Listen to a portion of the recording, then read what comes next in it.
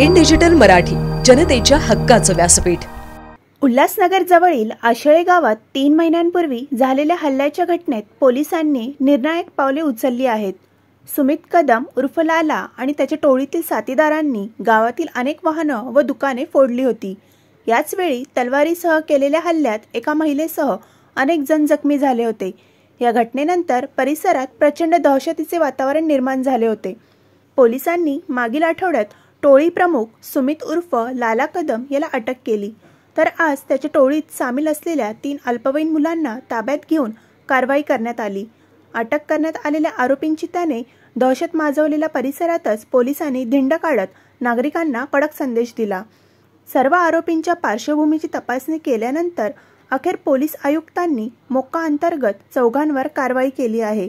या कारवाईचा उद्देश परिसरातील दहशत संपवणे आणि नागरिकांमध्ये आत्मविश्वास निर्माण करणे हा असल्याचे पोलिसांनी स्पष्ट केले। यापुढे कोणीही तोडफोड, धमकी अथवा दहशत निर्माण करण्याचा प्रयत्न केल्यास त्याच्यावरही अशीच कठोर कारवाई केली जाईल, असा इशारा पोलीस उपायुक्त सचिन गोरे यांनी दिला आहे। नमस्कार। विठ्ठलवाडी पोलीस स्टेशन अंतर्गत सदरचा गुन्हा जो आहे तो जून महिन्यामध्ये घडला होता।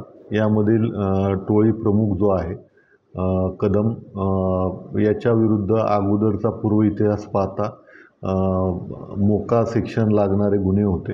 त्या अनुषंगाने आपण संबंधित जी टोळी आहे त्यांच्यावरती संघटित गुन्हेगारी कायद्याअंतर्गत कारवाई केली आहे। मान्य वरिष्ठांनी या गुन्ह्यामध्ये मोका सेक्शन वाढवण्याची परवानगी आज दिलेली आहे आणि त्या परवानगीनुसार आज या गुन्ह्यामध्ये सेक्शन वाढवण्यात आलेले आहे आणि यात एकूण 4 प्रमुख आरोपी असून त्यांनी आशळेपाडा येथे एक 3 महिन्यापूर्वी यामध्ये गाड्यांची तोडफोड आणि इतर लोकांना जखमी केल्याची घटना समोर आली होती।